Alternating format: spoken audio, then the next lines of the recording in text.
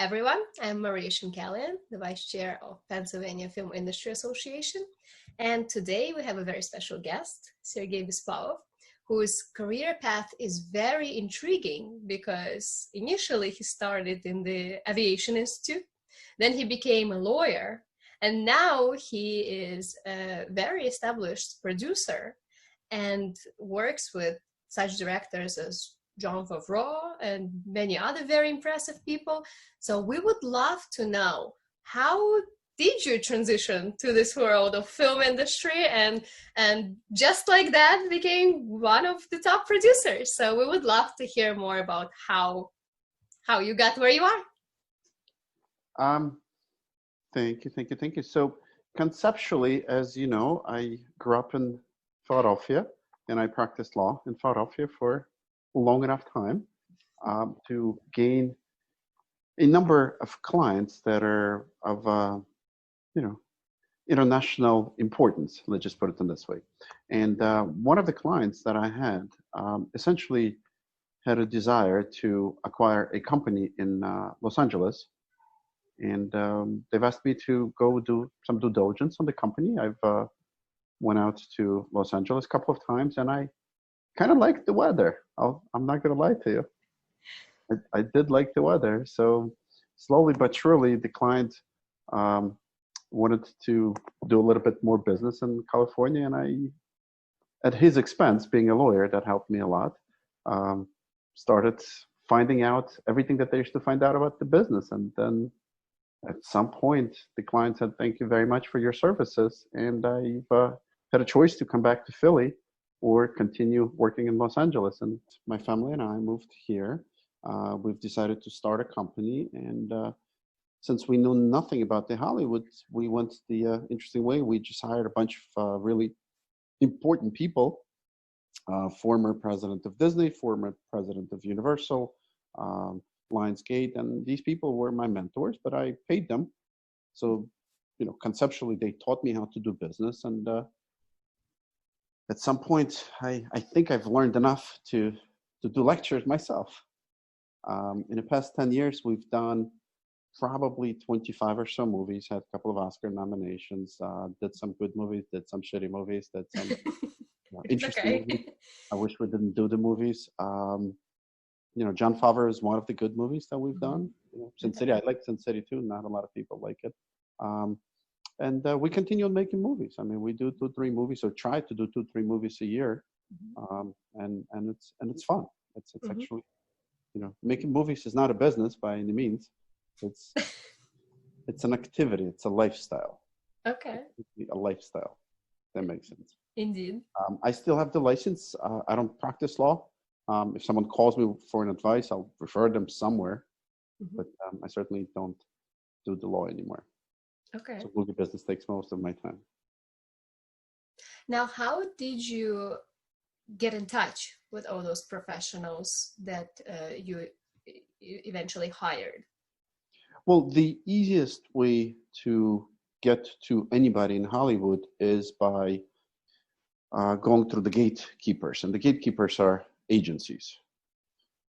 Agencies are, the biggest ones are CAA, WME, UTA, Paradigm, and you just have to sort of kind of develop relationships with the agents.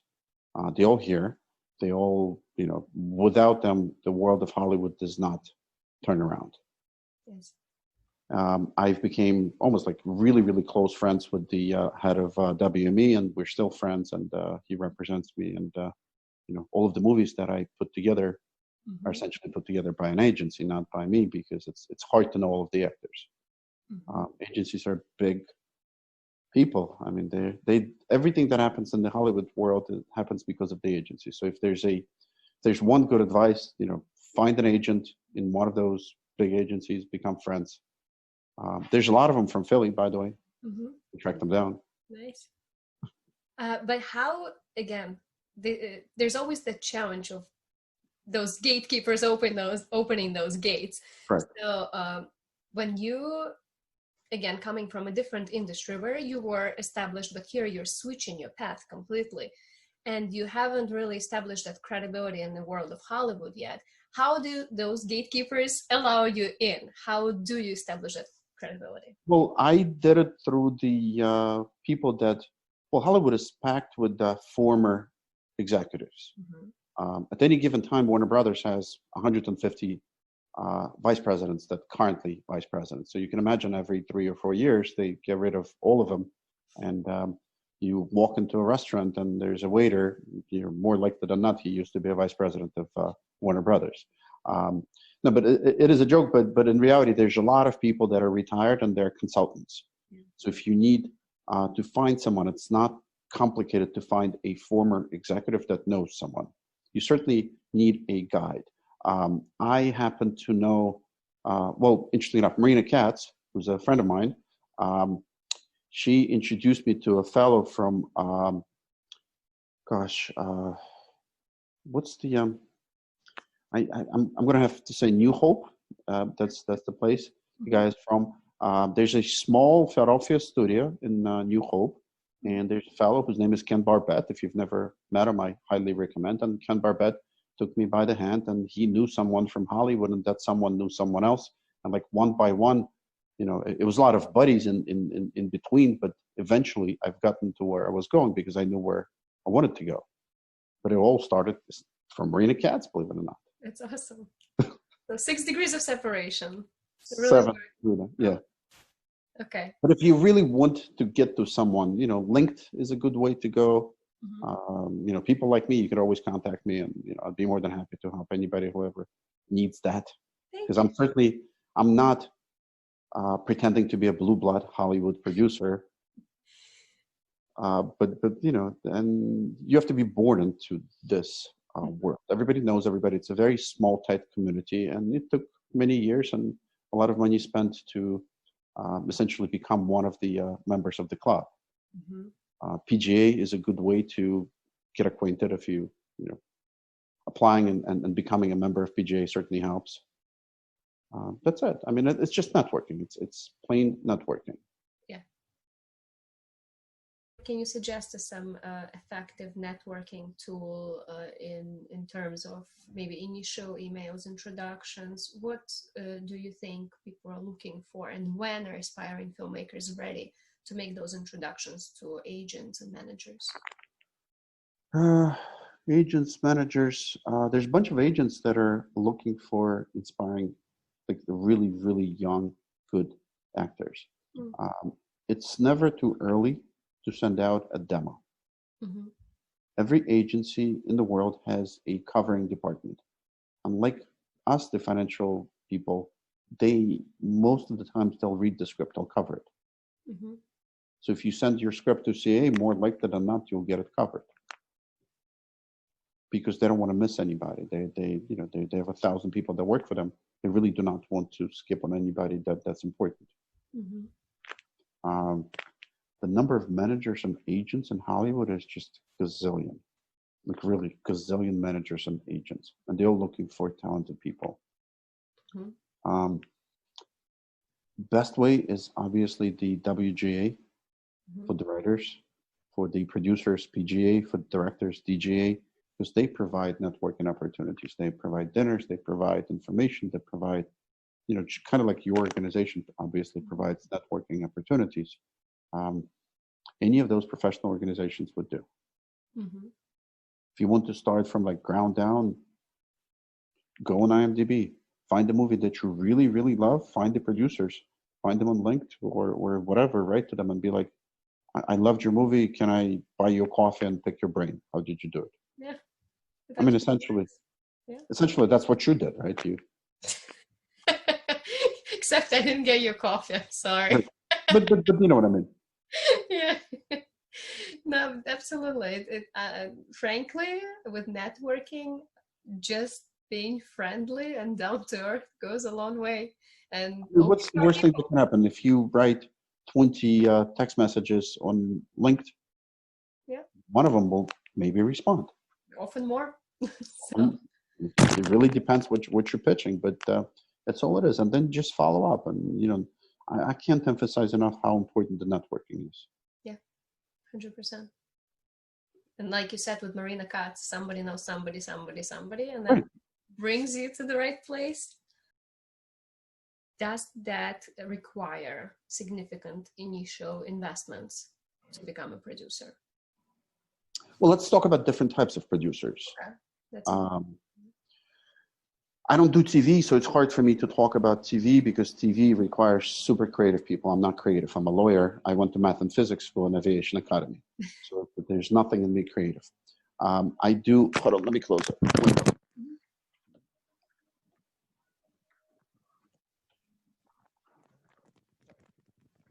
Nice sunny weather. That's what we came here for. It doesn't get boring, interesting enough. Sure.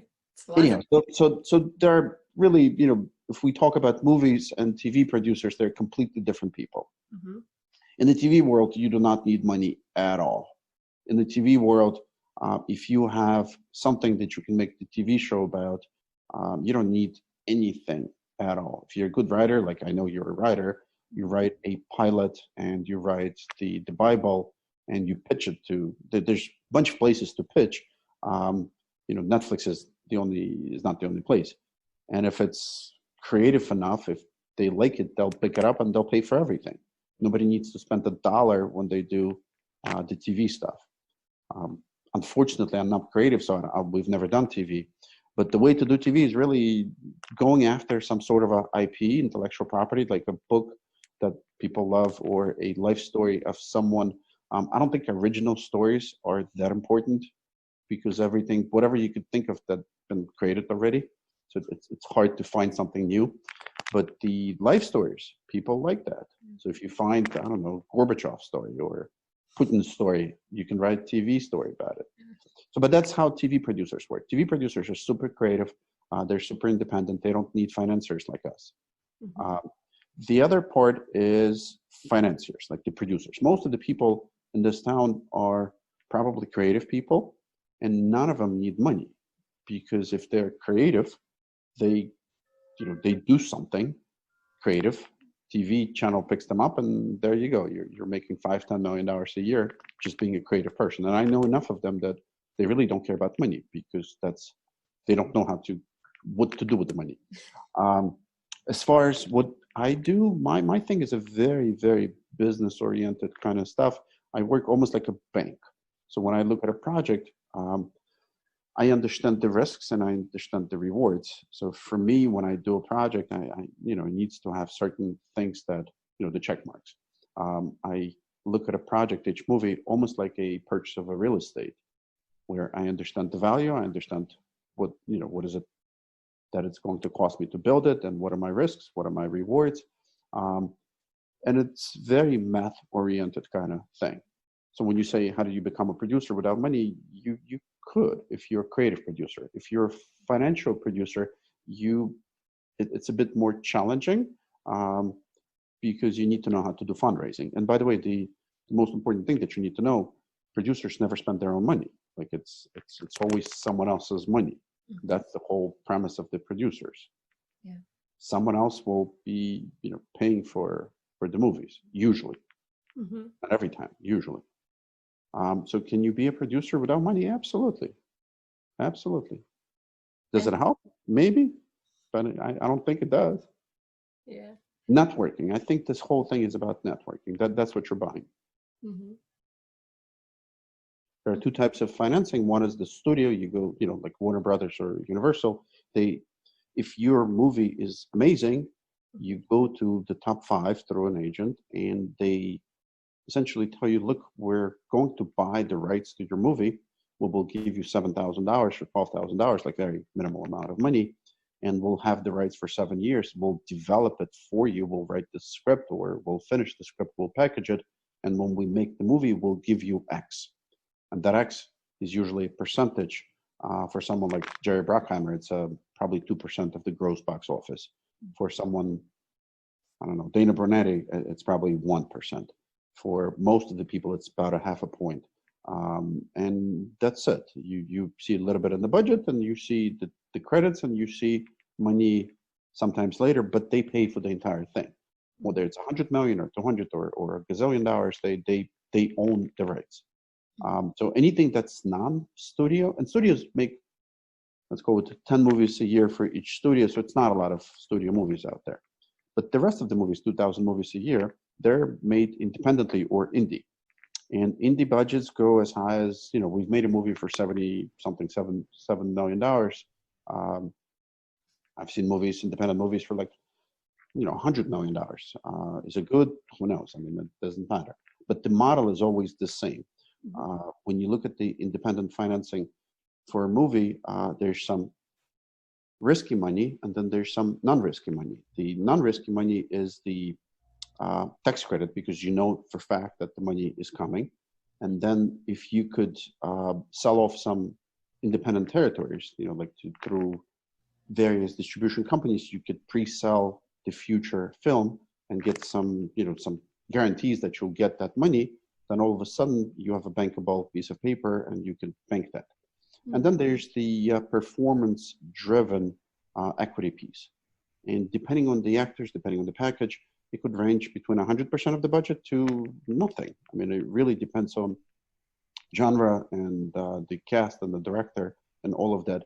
And the models vary for everybody, but most of the times you'd like to have 75% of the budget covered by something like tax credit plus the pre-sales, and only 25% of the budget covered as a tax equity money, essentially, the money at risk, something that you can lose. So when a studio does a movie, they write a whole check for 100%. Independent financing usually writes a check for, sometimes 20 to 30% of the money, and the rest of it comes from the bank. For smaller movies, people just do a whole swing, like horror movies, for example. They write a whole check and see what happens. I mean, it's a crazy game, but if you believe in your art, go do it. Every movie deserves to be made. As much as I would love to bring a film to Philly, because I'm from there, I can't until something changes dramatically. Yeah. No, understandable. That's what we're fighting for, because we want more movies here, of course, and Right. we want to build an effective, an active film industry in here, but we're limited in how much we can give back. So definitely, the more producers like you speak up on how important it is and how you're willing to come and shoot a $25 million feature, that's how much money is going back into the state. I'm glad you brought it up, because it really is of a high importance. And you better believe it. I mean, the films that are shot in New York, they'll be happy to shoot it in Philly or Jersey.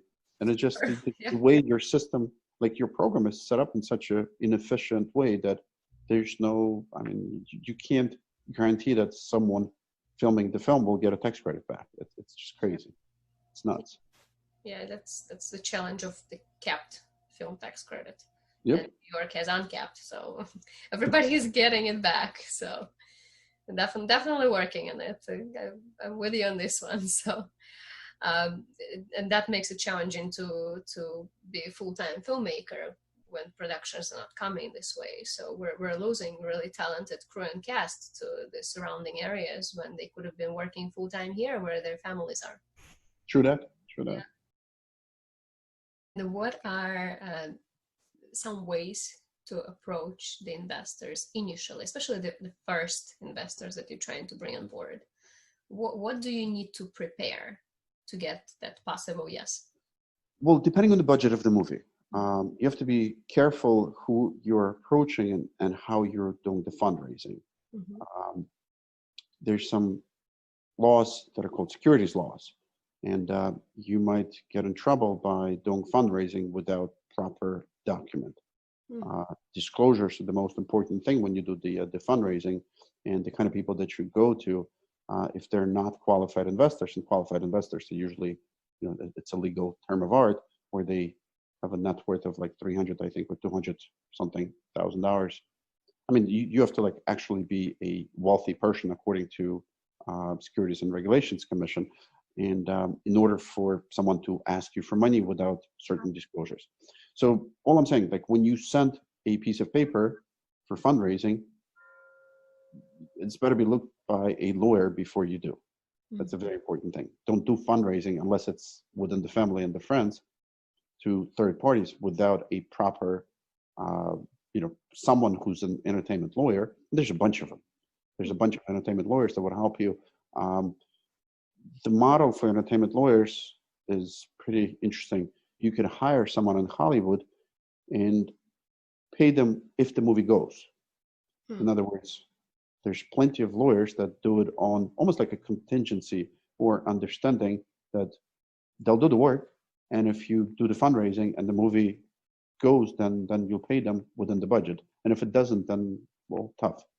Almost like the car accidents lawyers, the contingency lawyers. I didn't realize there's such thing in entertainment too. Oh, absolutely, absolutely. Because there are so many lawyers, and entertainment lawyers. Once again, you can find a lot of them. Mm-hmm. It's all networking, and it's all about the relationship. You establish a relationship with the lawyer, and he understands that you're a serious person. And if this movie doesn't go, then the next one is going to go, and they'll make their money, one way or another. But the fundraising is a really, really tricky thing because people get sued. The producers have a tendency to exaggerate when I don't know if you've ever seen what those proposals look like. Usually producers would tell you, my movie is going to make $1 gazillion because here's other movies that made $1 gazillion. And that's all good if you provide disclosures, and those disclosures, so that's a legal language disclosure saying all of it is just an example, and you could still lose money. So it's got to be done in a very, very proper logistic way. Now, how do you do it, and where do you find the investors? IMDb is a wonderful source of the information. Yeah. When you look at a movie, like you could look at my movies and you could see the people that financed my movies. It's not complicated to find who are the active investors in the movie business. At any given time, there's 50 or 60 or 70 or 100 different types of investors. And these investors, they have different criteria. And the best place to meet them is certainly markets. So if you want to get involved with all of them, go to AFM. Although AFM is obviously on, it's going to be a Zoom call for AFM. Go to Sundance, go to, Cannes, Berlin, all of the places where film financiers hang out. Walk around the sales companies. Sales companies are the best because they're just like the agents. They know the market. Mm-hmm. And then it's not complicated to make a list of the people that finance movies. And it's not complicated to get in front of them because they're always looking for films. And if they like your movie, they'll write a check for you. Mm-hmm. I ideally have a lawyer helping you throughout this whole process that knows the film financing process. Mm-hmm. If you guys need to elaborate the part where you said about only certain people are qualified to even invest. Could you please elaborate a little more on that so that we can tell the red flags where not to go and who not to ask to avoid problems? I'm not a securities lawyer, so what I'm telling you is not a legal advice, but rather a friendly advice. We got a disclaimer, yes. Right. When you go to the market and you offer people to invest, kind of like the publicly traded company. When a publicly traded company offers securities or the stocks for investment, they are subject to certain laws and regulations, and they have to do a bunch of disclosures, and they have to do quarterly reports, and they have to do certain things. The Regulatory Commission provides an exception that is called Regulation D, Reg D, for qualified investors. So for qualified investors, people that are of a certain wealth net worth, you can do limited disclosures. It's not as intense as to general public. Mm-hmm. So it's actually better to go to qualified investors. You're much safer going to qualified investors. Okay. But if you're going to your neighbor, you might, because it's assumed that the qualified investors are much smarter. Mm-hmm. So you can give them less information. But if you're going to your neighbor and asking him for $10 to invest into the movie, you might be breaking some laws, criminal laws, essentially, by fundraising without proper, documentation. Well, good to know.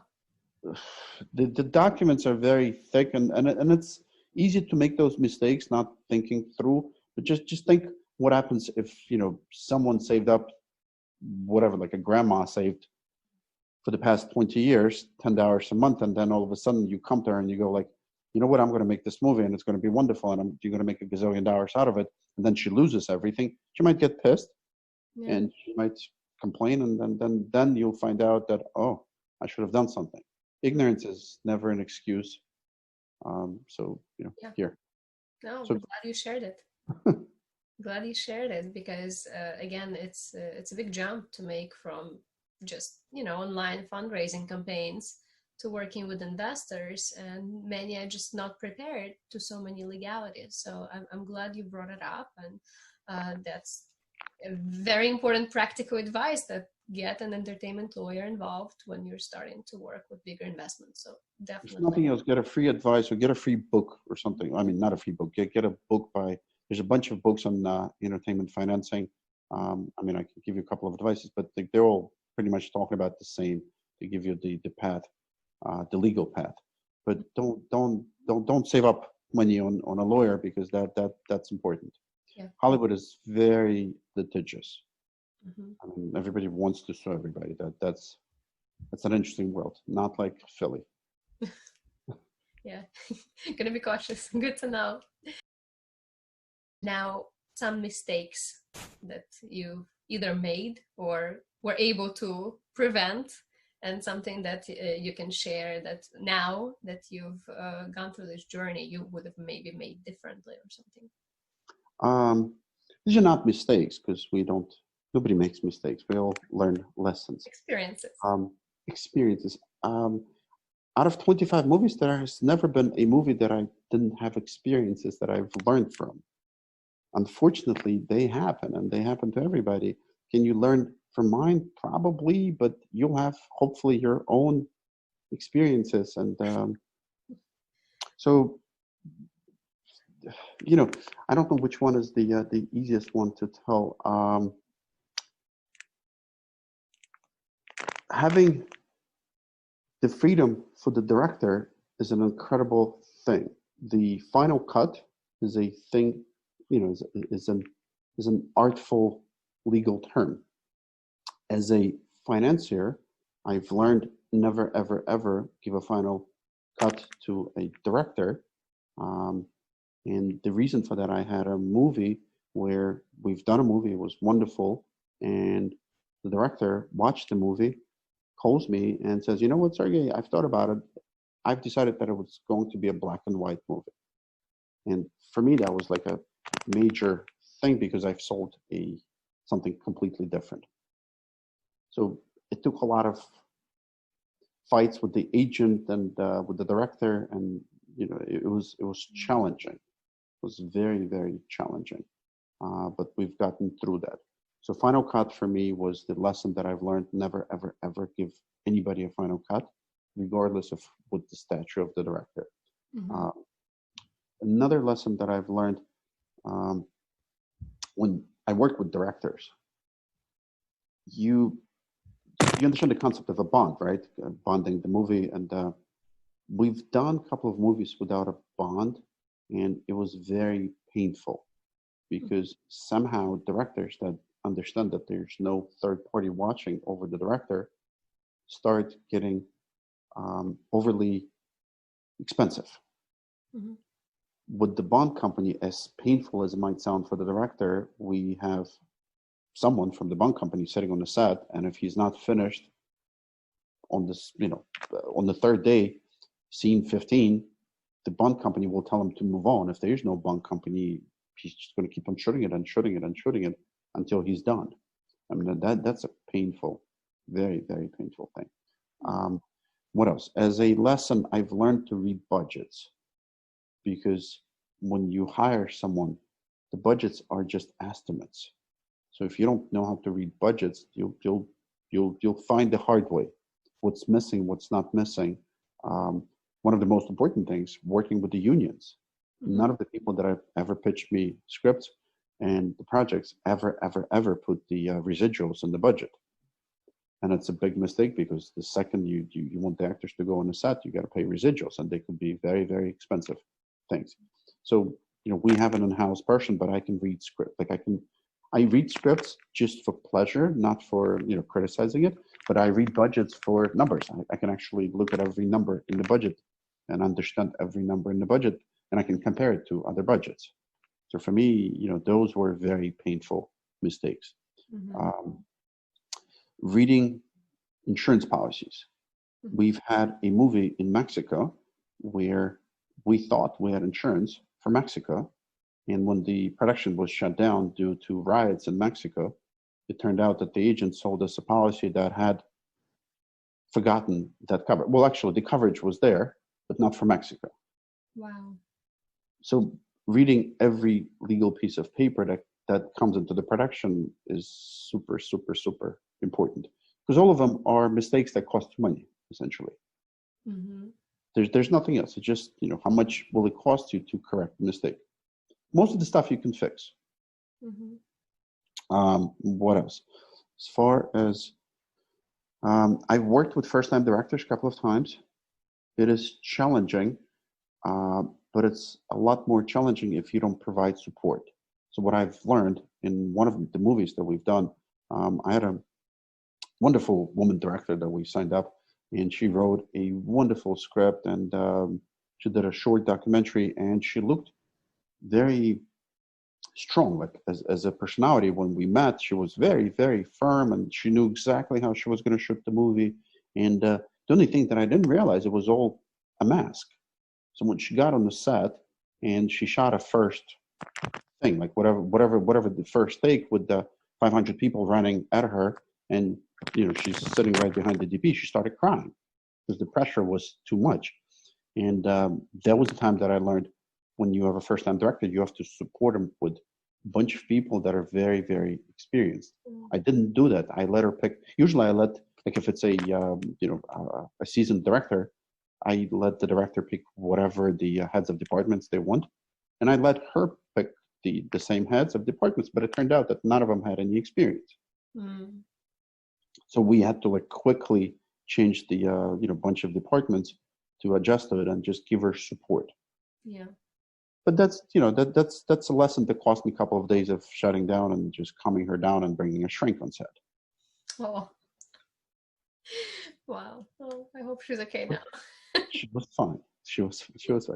She was fine. She was a lot happier when the movie came out, and got a lot of awards. Like really a lot of awards. It was worth it. It was all worth it. It was all worth it. That's good. Good to hear. But these are not war stories. These are stories of, you learn as you go. I didn't go to school to be a producer, so it's kind of like you go on, on the streets, and as you make movies, every time you make a movie, you'll learn something new. Mm-hmm. It's exciting. It's very, very exciting. I'm sure. An adventure. Every set is an adventure, I'm sure. That's true.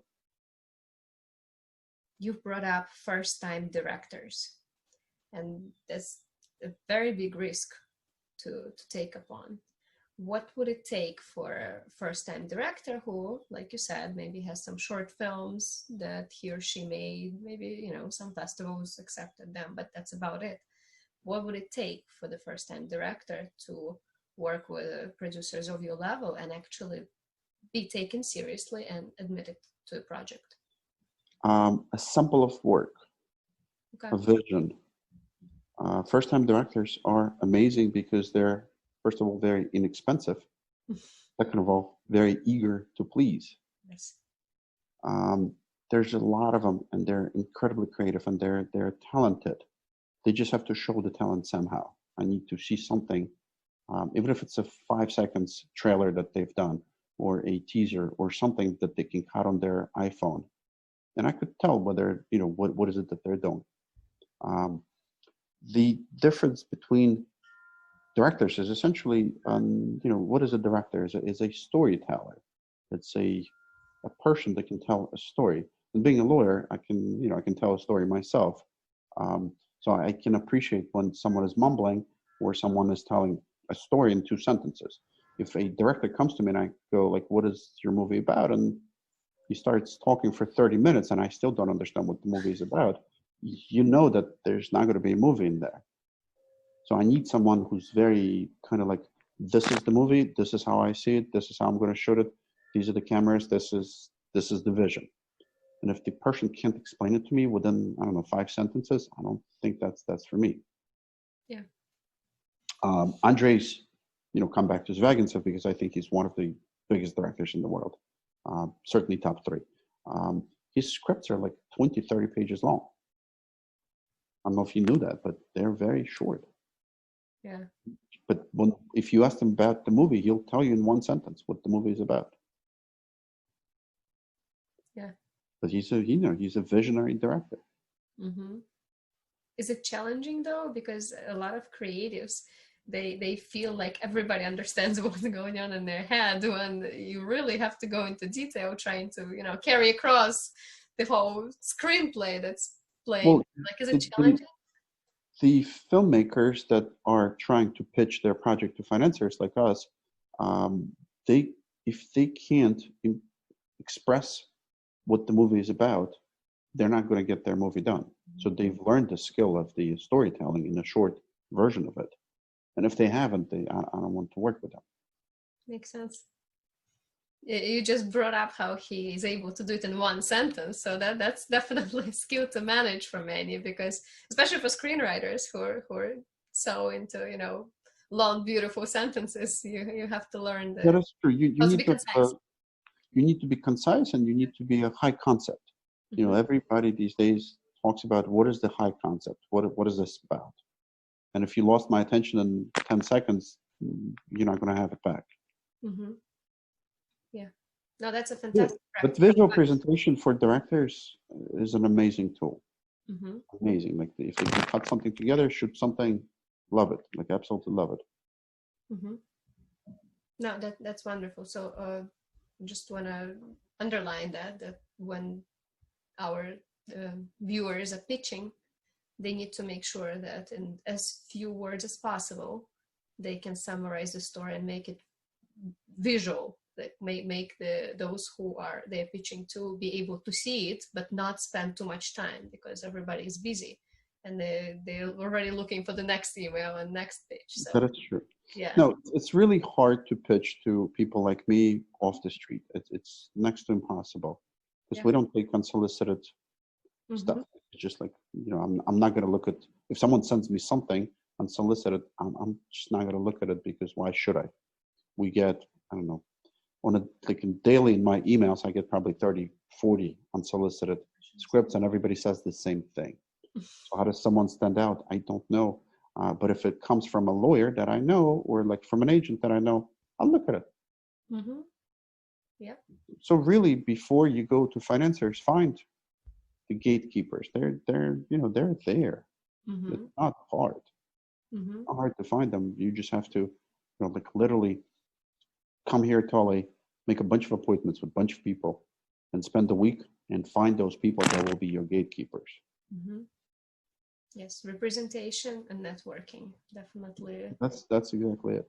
And you might have the best project in the world, but unless someone else is pitching it for you, you're not going to get it made. Yeah. You don't think that screenwriters should adjust their work right now to the conditions that are being on film sets right now? I think they should just keep going with whatever they feel is. I think the writers have not been affected at all. They keep on working and working and working. It's just in terms of selling, like, is that going to affect what sells, or just pass and we're good to go back to what it was? Yeah, just keep on selling. And there's so many places, like, the new companies keep on opening up every day. There's so many crazy people that want to invest into movie business. Yeah. It's just like nonstop kind of thing. And you just keep, networking is probably your key thing when you're, especially for writers. Just keep on doing networking, and, sooner or later, someone will let you, the dream of yours. And if it's good, then all of a sudden, boom, you're there. Yeah. Now, what do you think about controversial topics in screenplays? What are the controversial? How can you be safe about in including controversial topics? Where do you one, with humor, with comedy, because it's very subjective, something that somebody's going to consider funny, other person's going to consider offensive, and just it's very challenging to find that fine line. And then also political situations. How do you bring out politics in your script without dividing your viewers and just having half of them interested? How do you play with it wisely? Well, I feel that if you're a true filmmaker, then honestly, you don't give a fuck. You just do what you feel is art. Mm-hmm. And the best example of it is probably Andrei Zvagintsev. If you ever watch his movies, Mm-hmm. I produced his last movie, Loveless, the one that was nominated for Oscar, but Leviathan I didn't do, and he just told the story as he wanted to tell the story. And the true filmmakers, they really don't care about politics. They don't care about politically correct. They don't care about anything because they're artists. How can you tell an artist what to paint, and why would you do that? You can't put them in the golden cage. People that are following, the proper etiquette of making movies, I get it.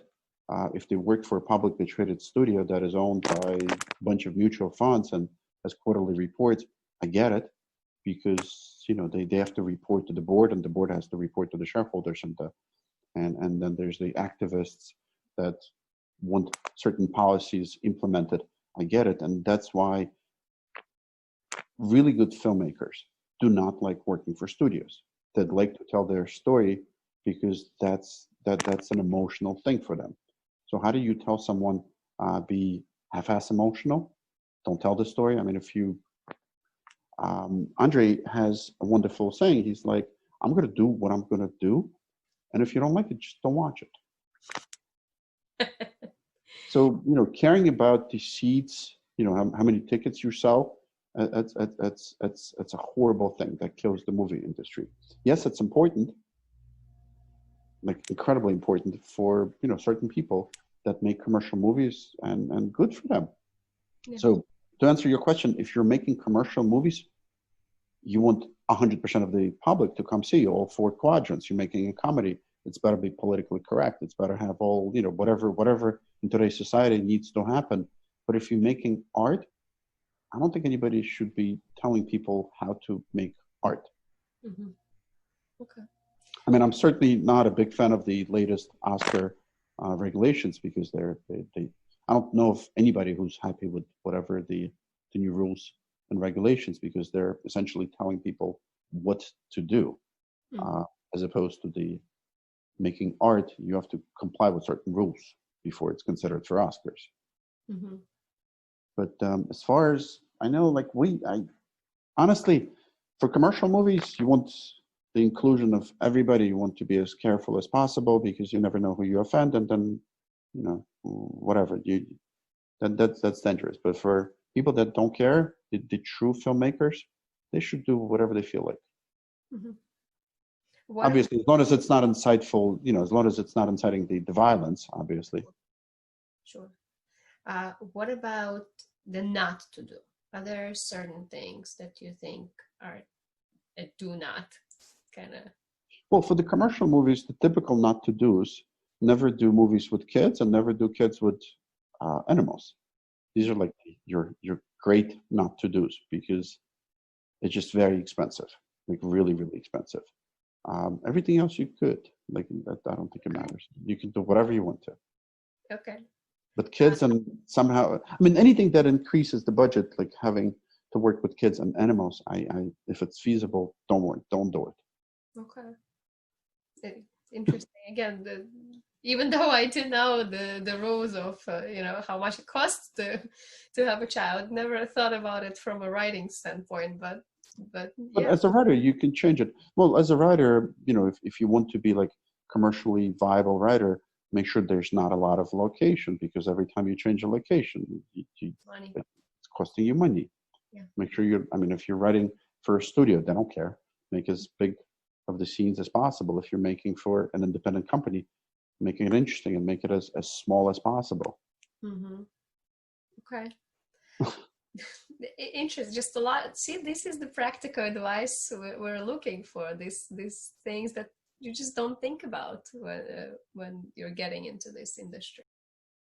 How do you make your selections in terms of acquisition? How do you know which project is promising? How do you agree to projects?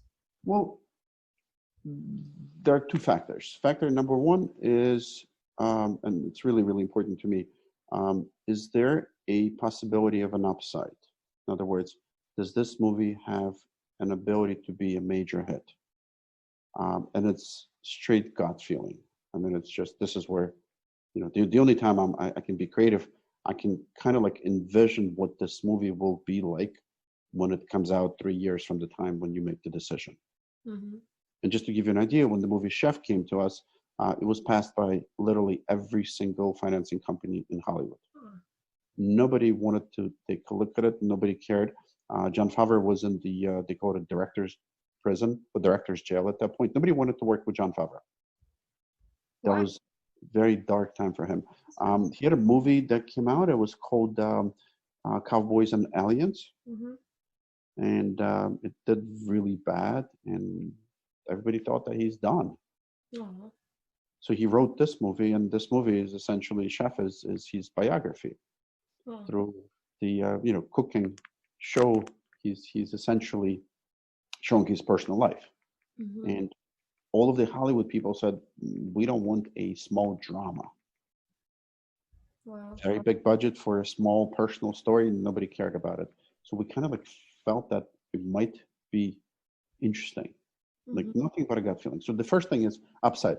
Is this movie just a pass through, or is this an event that might be interesting? Like Sin City, for example, we knew that it was going to be a big, interesting thing. And we look for movies like this, something that's different. And the second thing is the team of the people that we have to spend the next 2, 3, 4, 5 years working with. And we've said no to nasty people.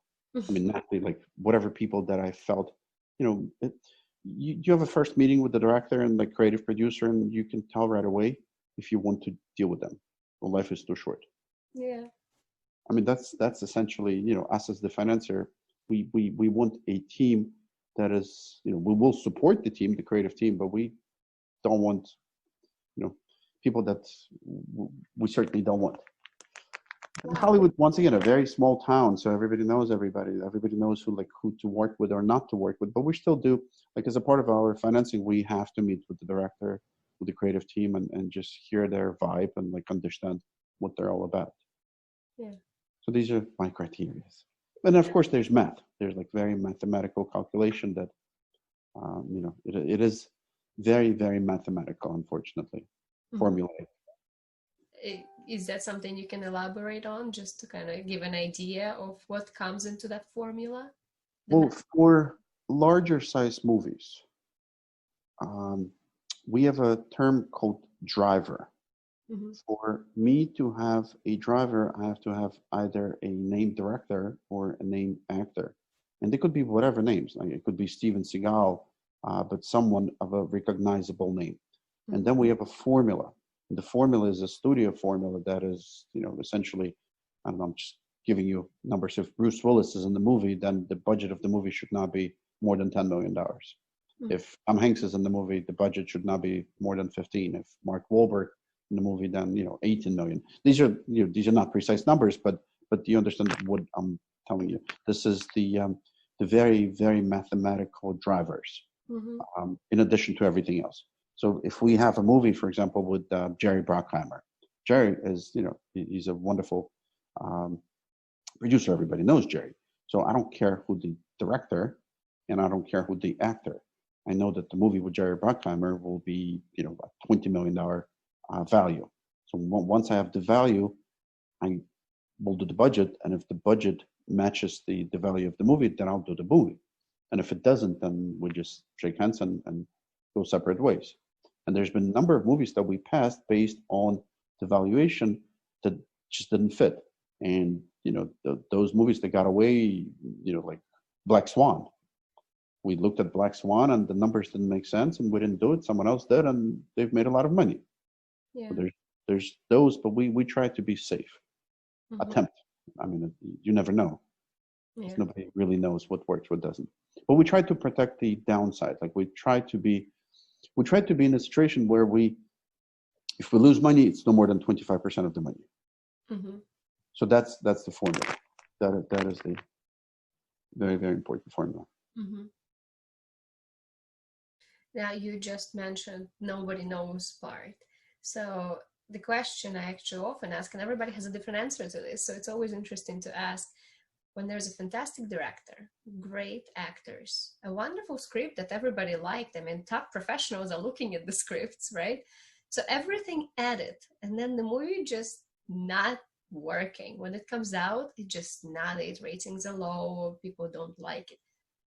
Where does it go wrong? How do you avoid that? Or at least some ways of trying to prevent that? Because of course it happens with, with everybody, probably happened at one point. Of course. How does it happen? The concept that you're describing is called playability, like whether or not the movie is playing or not. There's a number of ways to get it fixed, and some of them are very simple. In the budget of the movie, you always put at least 2 screenings.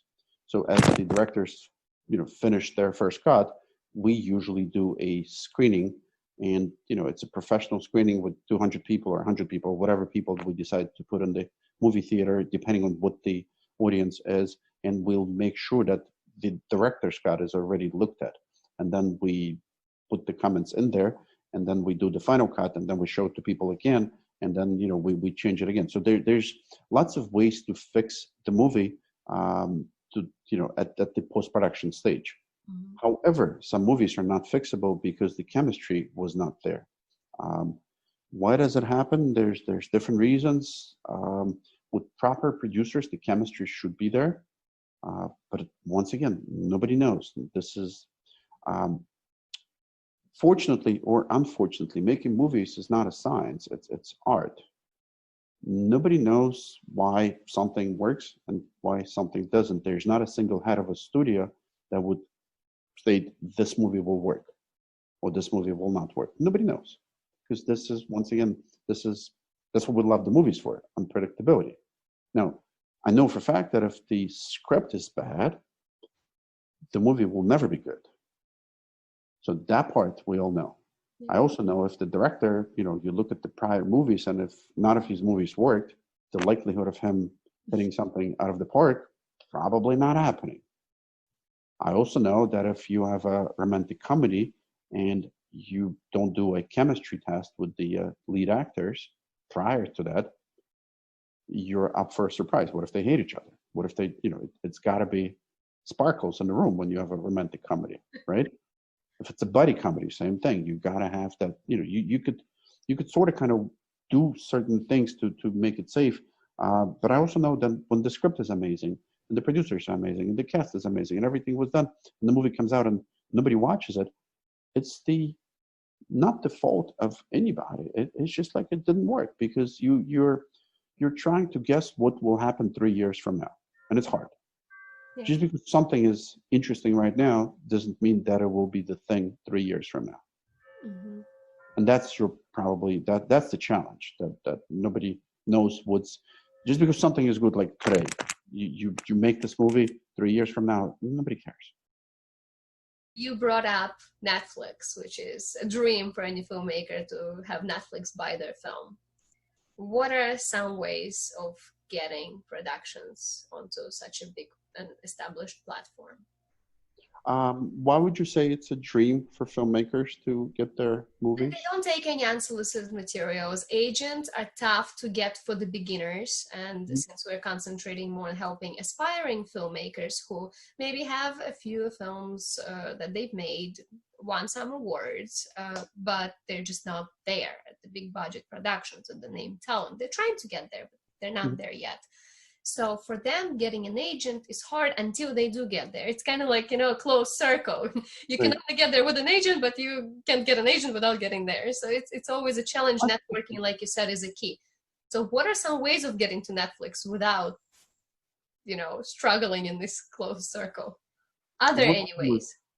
Well, first of all, Netflix to me is not the best platform for a filmmaker. And the reason for that is because it's just a big machine. Mm-hmm. And they've essentially become a Walmart of the movies. Mm-hmm. And the kind of stuff that they buy is just crazy. I know enough filmmakers that just refuse to have their stuff be sold to Netflix, like straight up refuse. I can't tell you who they are, but they're like big time directors that would say, absolutely not. Don't even mention Netflix. So for a true filmmaker, and let's define filmmakers. Filmmakers are directors of the movies that want to tell the story. If they want, and all of the movies are essentially divided, you could divide them into two categories. The piece of art, the artsy movies that are wonderfully, stories that need to be told, festival-driven movies. They cannot go to Netflix. This is like a disaster if they go to Netflix. So my advice for those filmmakers, go to as many film festivals as possible, and this is where agents come to see them. I mean, if you can get into Sundance is obviously the #1 film festival in the world for younger filmmakers. If you go to Sundance, there will be agents that'll pick you up just by being there and showing the movie. So just keep on, sending it. There's, probably 1,000 different festivals. Just keep submitting your movie. And by the way, if you're good enough, you'll get noticed. It's the first movie that, it's really difficult to make the first movie if you don't have money. But people that are passionate, they can make it on a dime. Like, they can make it very inexpensive. And if it's talented, someone will see it via festivals. Now, for the commercial movies, if a movie is truly commercial, Netflix might not be the best way to go anyways. Because Netflix pays you whatever the Netflix pays you, and you don't make anything in there. There's no upside. In other words, if you made a movie for $5 million, the Netflix pays you $5 million, and that's it. You'll never see another dollar out of it. So if you're making commercial movies, you go look for theatrical distribution. Go look for foreign distributors. Go look for companies that will help you sell it to someone that will give it a shot. There's plenty of companies that are much, much, much better than Netflix. Netflix is wonderful for TV shows. If you're making a TV show, then yeah, that's the place to be. For movies, I would never go through Netflix. It's you're killing either the dream of becoming Scorsese, because they'll never show it in the festivals, or you're killing any cash flow that you could possibly get, because Netflix, it's a one-time buy. You're done. And then just put it on the shelf. Whether they release it or not, it's up to them. As of now, they probably have movies for the next 20 years, because they buy everything. Okay. So for me, people that want to sell to Netflix, quite frankly, they're in the wrong business. To me, filmmaking is art. Netflix is not art. Netflix is not known for their art. Netflix to me is just a Walmart. You have everything there. Too much stuff. But it's just my personal opinion. 3 pieces of advice that you would just say. Networking was 100% network. The other 2, something that must do in this business. Otherwise, you're not getting there. You want to be really, really, really in this business. Being a part of the ecosystem, I feel like it's a completely necessary thing. You show a commitment that this is your life. This is not a hobby. Once you commit 100% of your time, something will happen. You'll come across people. You'll come across lawyers, agents. You'll find those people that will guide you through. And if you're good, you'll make it. So in reality, I think whoever is good had made it here. But I don't know a lot of people that have done it outside of Los Angeles. It's hard. It's really, really hard. We gotta fight for this tax credit so that more is brought here. It's a scene. It's actually not just a few movies a year, but an actual filmmaking scene here. Right. And the third advice: never ever spend your own money. That's it. Whether you're a business producer, whether you're a creative person, if the art that you're if the movie that you're or the TV show is good, someone will pay for that. That's a good one. Because content is the king. If you provide content, someone will buy it. If nobody buys your content, then it's not good. Move on and do something else. That's a very, very important thing. Definitely. No, it actually helps to see whether it will eventually make it or not, because you submit to, like you said, 20 emails, somebody will respond, and if nobody says yes, But there's a bunch of people. There's a bunch of people here that I can, point you to that are either lawyers or agents. So there's like a really cool kid. He's young and he's aggressive, and he's a lawyer.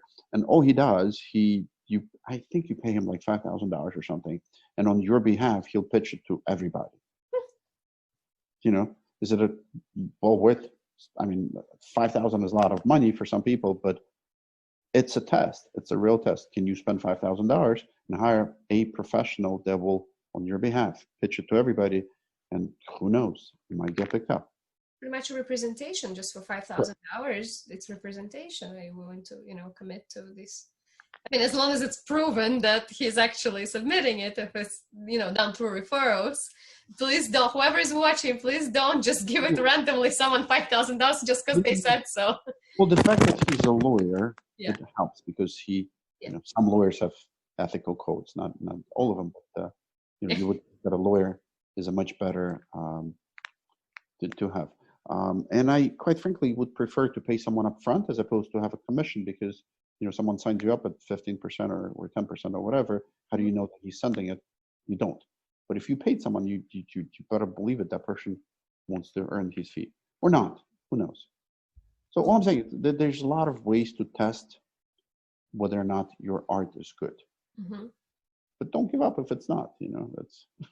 Try something else. Write the next one. No, they just keep on writing. That's exactly it. Yeah, and then it will come out. It's all practice. No time is wasted. It took Beatles, 10 years before they wrote the famous album, right? Yeah. Is that what it was? Something like 10 years? Yeah, what about Harry Potter? That's right. Had many agencies until she was accepted, and look at her now. Look at her now. She's a classic example. Just keep on pushing it and pushing it and pushing it, and at some point someone will believe in it. Yeah. There's lots of examples like that. Lots. Lots of movies that were a lot of people said no to. Like Forrest Gump, everybody passed on it, and then they've made it. Yeah. Slumdog Millionaire was like that. Chef was like that. I mean, I can tell you a lot of movies that nobody wanted to touch, and a lot of scripts that nobody wanted to touch. If you guys are not aware, there's a free database that is called Blacklist. Highly suggest subscribe to that. It's called Blacklist Scripts. Every year, studios, it's an independent company that publishes all of the scripts the studio said no to, but they wish they didn't. Huh. So the list, when you look at the list and it goes back like 10 years, you'll see that as soon as the list comes out every year, every major financier runs and grabs the whatever's high up there. Like we've bought a bunch of scripts from there as well. Wow. Like Social Network was one of those. Really? And you'll see a lot of movies that were made from that blacklist, because it's kind of like it's the list of the executives of the studios put on the list scripts that they wish they've made but they didn't. Gives a lot of legitimacy to the script. Yeah. It also proves the fact that when you send it to a studio, even though you don't get a response, they probably read it and they probably covered it. Interesting. Look it up. It's cool. Blacklist is like very, very cool thing. I'll look into it. I'm intrigued. And to end this fantastic webinar, whom would you like to nominate to be our next speaker to help aspiring filmmakers make it in the industry? I have a couple of friends, obviously, that work here, and you would like someone. What would be the area that you'd like to discuss? Like, what would be of an interest to your guys? We would love to bring more directors. Like people that directed movies. Yes. Yes. Actors would be good too, but we would like to actually offer, because we try to offer advice to different fields of the industry. So right now we're trying to bring more directors and more, of course, highly established actors who made it and who can send the elevator back down and say, okay, guys, here is something that I've done that got me where I am. So directors, do you want like a really established director that kind of like made movies and someone ready to speak to those who aspire to be like him or her? I'm trying to think who's the guy that I can recommend that would gladly jump on it. Like, as far as the producers, the world is yours. You can pick whoever you want to out of the people that work for me. I mean, they all, former heads of the studios. How about Rennie Harlan? Rennie Harlan is a director of a bunch of movies. Mm-hmm. If he just finished the movie and we're working on the movie together. Mm-hmm. So why don't you talk to Rennie? I'll give you contacts, and Rennie's done a couple of $1 billion worth of movies. He's Cliffhanger is probably my favorite one. Mm-hmm. Awesome. I'm excited. Thank you. That's a fantastic Absolutely. combination. I look forward. And thank you very much for taking time to answer all these questions. A lot of great practical advice, a lot of things that you just don't think about, but now we will. So we really appreciate your time and your guidance and your wisdom. So thank you. And if you need anything, feel free to reach out. I'm certainly a good encyclopedia, walking encyclopedia of lessons that I've learned for anybody. Absolutely. Guidance and mentorship. Thank you. Greatly appreciate it. Thank you for your time. We appreciate everyone who's been watching, and we hope you learned a lot, and we look forward to seeing your films on the big screen. Thank you. Take care. Bye.